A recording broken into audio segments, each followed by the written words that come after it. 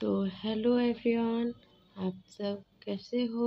आशा करती हूँ आप सब स्वस्थ मस्त और अच्छे होंगे। तो आज आप हमारे सेकेंड सेशन पे आ रहे हैं, जो कि शॉर्ट सेंटेंस है, जो कि रोज़ इस्तेमाल किए जाने वाले वाक्य हैं। तो हमारा पहला वाक्य है, ज़्यादा हवा में मत उड़ो, डोंट पुट ऑन एयर्स। तो हमारा दूसरा सेंटेंस है, मुसीबत में मत पड़ो। तो इसका इंग्लिश सेंटेंस हो जाएगा, डोंट आस्क फॉर ट्रबल। तो मुसीबत का हो जाता है ट्रबल। कभी भी बुलाना या मत करना या कुछ सुनना, इन सभी चीज़ों का उपयोग जो होता है वो डोंट से ही स्टार्ट होता है। तो इसलिए इसका इंग्लिश सेंटेंस हो जाएगा, डोंट आस्क फॉर ट्रबल। तो हमारा अब हम आते हैं अपने तीसरे सेंटेंस पे, जो है, क्या तुमने कुछ सुना। तो इसका इंग्लिश सेंटेंस हो जाएगा, डिड यू हियर एनीथिंग।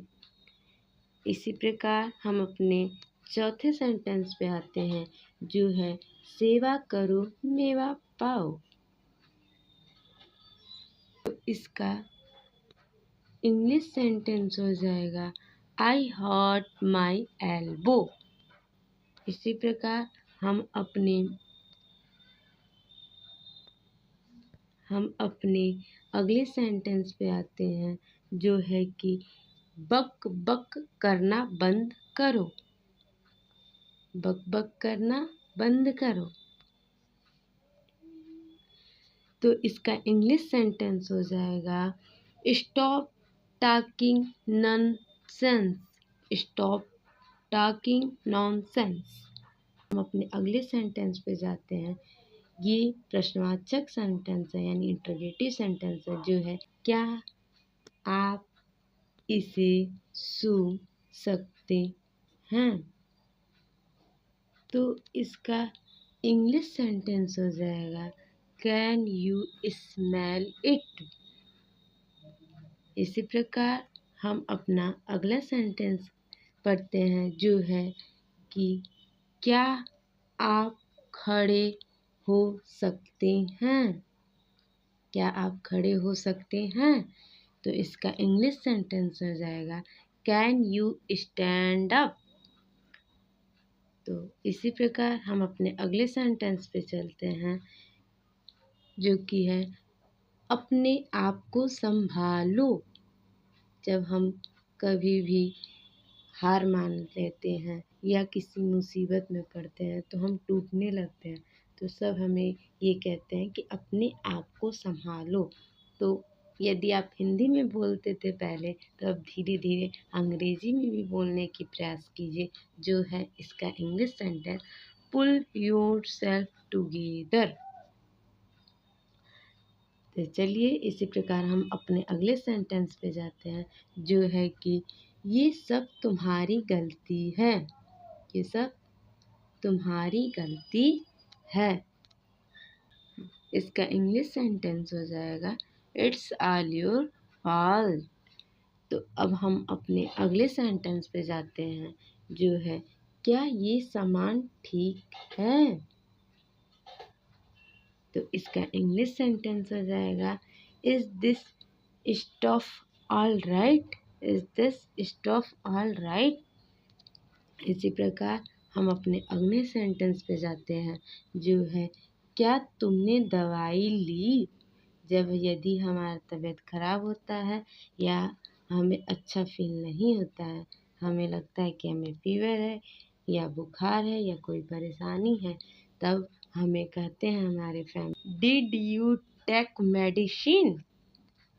इस प्रकार हम अपने अगले सेंटेंस पे चलते हैं, जो है कि मुझे हिचकी आ रही है। मुझे हिचकी आ रही है। तो इसका इंग्लिश सेंटेंस हो जाएगा, I am getting hiccups. I am getting hiccups. तो अब हम अपने अगले सेंटेंस पे चलते हैं, जो है यह वाला अभी बाकी है। इसका इंग्लिश सेंटेंस हो जाएगा it is yet to be done. तो इस प्रकार हम अपने अगले सेंटेंस पे जाते हैं, जो है कि अगर मैं गलत नहीं हूँ तो। इसका इंग्लिश सेंटेंस हो जाएगा if I am not mistaken. तो अब हम अपने अगले सेंटेंस पे जाते हैं, जो है वह बहुत झगड़ालू है। वह बहुत झगड़ालू है। तो इसका इंग्लिश सेंटेंस हो जाएगा ही इज़ वेरी क्वारलेस। तो इस प्रकार हम अपने अगले सेंटेंस पे जाते हैं, जो है उसका वह मतलब नहीं था। जब कोई किसी और इशारे से या किसी और लक्ष्य के लिए कार्य करता है, तो वो कहता है ये मैंने आपको नहीं बोला, बल्कि ये इसका या उसका वह मतलब नहीं था। तो इसका इंग्लिश सेंटेंस हो जाएगा he did not mean that. तो इस प्रकार हम अपने अगले सेंटेंस पे जाते हैं, जो है कि क्या तुमने अपने हाथ धोए। जब हम लोग लंच करने जाते हैं या डिनर करने जाते हैं या हमारे फ्रेंड्स के साथ जब हम कुछ खाते पीते, तो वो पूछते हैं क्या तुमने हाथ धोए। तो अब हम इस सेंटेंस को इंग्लिश में बोल सकते हैं या उन्हें कह सकते हैं कि आप हमें बोलो did you wash your hands. अब हम अपने अगले सेंटेंस पे जाते हैं, जो है नाक में उंगली मत डालो। तो इसका इंग्लिश सेंटेंस हो जाएगा डोंट पिक योर नोज। तो इस प्रकार हम अपने अगले सेंटेंस पे चलते हैं, जो है कि क्या हम बात कर सकते हैं। जब कोई एक फ्रेंड अनजान होता है या कोई अनजान लोग से हम मिलते हैं पहली बार, तो हम कहते हैं क्या हम आपसे बात कर सकते हैं। तो इन चीज़ों को यदि हम अट्रैक्टिव बनाना चाहते हैं, तो हम ये कह सकते हैं इंग्लिश में कि can we have a word. Can we have a word. इस प्रकार हम अपने अगले सेंटेंस पे चलते हैं, जो है कि इतना उत्साहित मत होइए।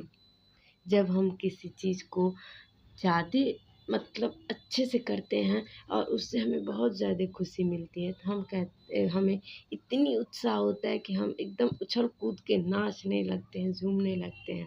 तो इतना उत्साहित मत होइए। इसका इंग्लिश सेंटेंस हो जाएगा डोंट बी सो एक्साइटेड। इस प्रकार हम अपने अगले सेंटेंस पे चलते हैं, जो है कि ये सब उसकी गलती है। ये सब उसकी गलती है। तो दिस इज़, इसका इंग्लिश सेंटेंस हो जाएगा this is all his fault. This is all his fault. इस प्रकार हम अपने अगले सेंटेंस पे जाते हैं, जो है मुझे गुस्सा मत दिलाओ। जब कोई ज़्यादा परेशान करता है और हमें गुस्सा आता है, तो हम उन्हें हिंदी में कहते हैं कि मुझे गुस्सा मत दिलाओ। अब उन्हें हम इंग्लिश सेंटेंस में बोल सकते हैं कि डोंट मेक मी एंग्री। अब हम अपने अगले सेंटेंस पे जाते हैं, जो है कि अपना होमवर्क खत्म करो। तो इसका इंग्लिश सेंटेंस हो जाएगा फिनिश योर होमवर्क। अब हम अपने अगले सेंटेंस पर जाते हैं, जो है कि आज बहुत गर्मी है। आज बहुत गर्मी है। तो कितने लोग इसको कहते हैं today is very hot day, but it is wrong. ये गलत है। इसका इंग्लिश सेंटेंस होगा इट्स वेरी हॉट टुडे। इस प्रकार हम अपने अगले सेंटेंस पे जाते हैं, जो है कि खाना ठंडा हो रहा है। जब हम खाना बना के रख देते हैं, तो वैसे तो गर्मी के दिन में थोड़ा सा चलता है ठंडा खाना, लेकिन यदि ठंड के दिन रहते हैं तो हमें गर्म गर्म खाने ही हमारी जीभ के स्वाद में अच्छे लगते हैं। तो उस समय आप इंग्लिश में इसे बोल सकते हैं कि फूड इज़ गेटिंग कोल्ड। चलिए इस प्रकार हम अपने अगले सेंटेंस पे जाते हैं, जो है कि खाना कैसा लगा। जब हम किसी को खाना देते हैं या खाना परोसते हैं तो उससे पहली बार जब हम खाना बनाते हैं तब कुछ ज़्यादा ही एक्साइटमेंट रहता और हम पूछते हैं कि खाना कैसा लगा। तो उनसे हम इंग्लिश में पूछ सकते हैं कि how did you find the food. अब हम अपने अगले सेंटेंस पे जाते हैं, जो है कि वह बकबक बहुत करती है। वह बकबक बहुत करती है। तो इसके इंग्लिश सेंटेंस हो जाएगा शी चैटर्स अ लॉट।